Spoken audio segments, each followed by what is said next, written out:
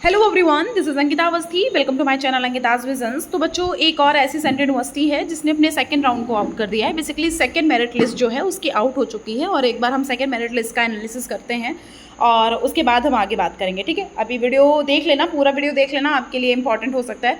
और मैंने क्लियरेंस दिया है क्या, मतलब कैसे क्या आगे का प्रोसीजर है, क्या हो सकता है क्या नहीं हो सकता है, इन सब के बारे में। तो पूरा वीडियो देख लेना। सबसे पहले तो हम लिस्ट पे बात कर लेते हैं कि इनकी जो लिस्ट है उसके बारे में। तो सबसे पहले तो आप देख लो कि यूनिवर्सिटी है सेंट्रल यूनिवर्सिटी ऑफ कर्नाटका, इसने अपनी सेकंड मेरिट लिस्ट को आउट किया है। और इसका जो प्रोसीजर है, इनकी लिस्ट अगर चेक करना है सो बेसिकली इनके ये जो 3 डॉट्स बने हुए हैं, इन 3 डॉट्स पर हम जाते हैं और उसके बाद फिर जस्ट अ सेकेंड, लास्ट में ये एडमिशन 2025 जो लिखा है इसके ऊपर हम क्लिक करते हैं।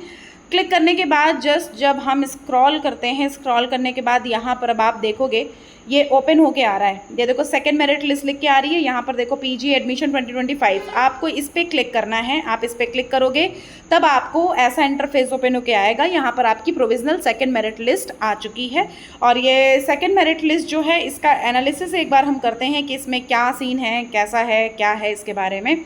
सबसे पहले एमएससी साइकोलॉजी के बारे में बात कर लेते हैं। एमएससी साइकोलॉजी की जो लिस्ट आई हुई है उसका जो कट ऑफ है अप्रॉक्सीमेटली, पहले भी बोला गया था कि थोड़ा बहुत ये रहता है कि हाइयर में है, मतलब कि स्टार्टिंग में हाई हर एक यूनिवर्सिटी का जाता है, फिर धीरे धीरे करके अपने लास्ट राउंड तक वो यूनिवर्सिटीज़ अपना जो मार्क्स है उनको थोड़ा सा डाउन कर देती हैं।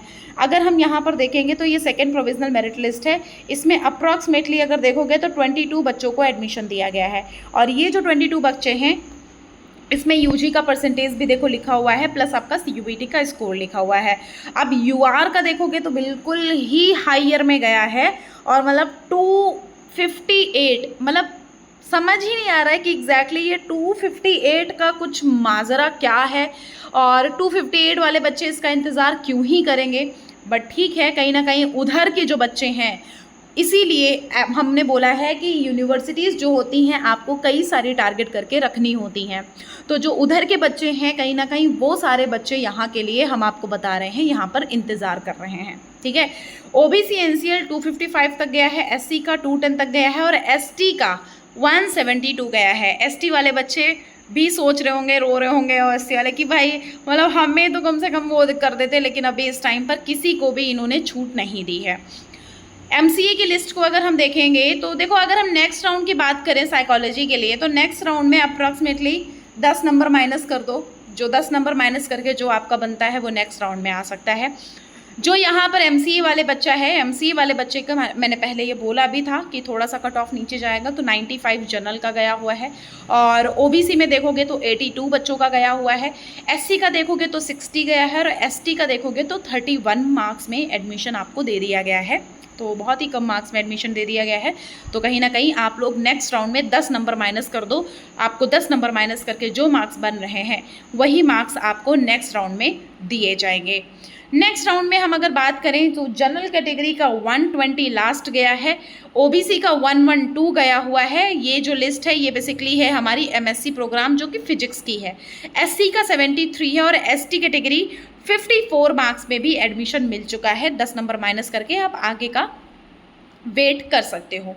एलएलएम वाले बच्चे का अगर हम देखेंगे तो एलएलएम वाले बच्चे का जो जनरल कैटेगरी है वो गया है 104 लास्ट और यहाँ पर देखोगे ओबीसी एनसीएल का 75, एससी का 76 और एसटी का 88 मार्क्स पर एडमिशन दिया गया है। ईडब्ल्यूएस को यहाँ पर कोई ऐसा रिजर्वेशन मिलता नहीं है, इस वजह से यहाँ पर कोई ईडब्ल्यूएस का नोटिस में अवेलेबल नहीं है। ईडब्ल्यूएस वाला अगर बच्चा होगा तो जनरल में डाल दिया जाएगा उसको। अब यहाँ पर जनरल का देखोगे तो 96 गया हुआ है, ये है हमारा मास कम्युनिकेशन, तो ये आपका 96, ओबीसी एनसीएल 76, एससी का 47, एसटी का 70 और ईडब्ल्यूएस का 60 मार्क्स पे एडमिशन दे दिया गया है। चलो कम से कम ईडब्ल्यूएस को यहाँ पर कंसीडर कर लिया इन्होंने। पब्लिक एडमिनिस्ट्रेशन की अगर हम लिस्ट देखेंगे तो पब्लिक एडमिनिस्ट्रेशन में जनरल कैटेगरी को अगर देखोगे तो 78 मार्क्स पे एडमिशन दिया गया है, ओबीसी एनसीएल को 77 पे मतलब 23 पे एडमिशन दिया गया है, एसटी कैटेगरी को दिया गया है यहाँ पर 76 पे और यहाँ पर एससी को 57 और एसटी 70, जो कि यहाँ पर ये शेड्यूल्ड ट्राइबल की 1 लिस्ट जो यहाँ पर 1 सीट है, यहाँ पर ये जो ओबीसी वाले हैं यहाँ पर 23 में एडमिशन दिया है। मतलब एक तरह से देखा जाए तो बहुत ही कम मार्क्स में एडमिशन दिया गया भाई। ठीक है। MSW का अगर देखोगे तो MSW में UR का 106 है, OBC का 97 है, SC का 59 है, ST का 36 है। अभी हम आपको बताते हैं कि कब तक का कैसे क्या फीस सबमिट करनी है, उसके बारे में अभी पूरा वीडियो चेक कर लेना। जनरल का 101 में गया है अगर आपने ये MA लिंग्विस्टिक चूज़ किया होगा तो। MA हिस्ट्री एंड आर्कियोलॉजी की अगर हम बात करेंगे तो MA हिस्ट्री और आर्कियोलॉजी में CUET स्कोर जनरल कैटेगरी का जो गया हुआ है वो 67 है। OBC NCL का 0 मार्क्स पे भी एडमिशन दे दिया गया है। SC को 0 मार्क्स पे भी 29 मार्क्स पे एडमिशन दे दिया गया है। OBC NCL को 50 मार्क्स पे एडमिशन दे दिया गया है और ST कैटेगरी को 29 मार्क्स पे भी एडमिशन मिल चुका है। ये है हमारा क्या, हिस्ट्री एंड एंथ्रोपोलॉजी। तो आप सभी लोग इस तरह, आर्कियोलॉजी, इस तरह से आप हर एक प्रोग्राम की लिस्ट को चेक। अगर हम जियोलॉजी की बात करें तो जियोलॉजी में यहाँ पर जनरल का 125 है, OBC का 115 है, SC का 106 है, ST का 92 है, EWS का 100 है। ठीक है, तो आप सभी को हम बता देते हैं कि कब तक की फ़ीस वगैरह आपको यहाँ पर सबमिट करनी है, कब तक की रेडी रहना है फ़ीस सबमिट करने के लिए। जैसे कि नॉर्मली हम इस लिस्ट को अगर ओपन करेंगे तो इस लिस्ट को ओपन करके जस्ट नीचे आप देखोगे, एक मिनट,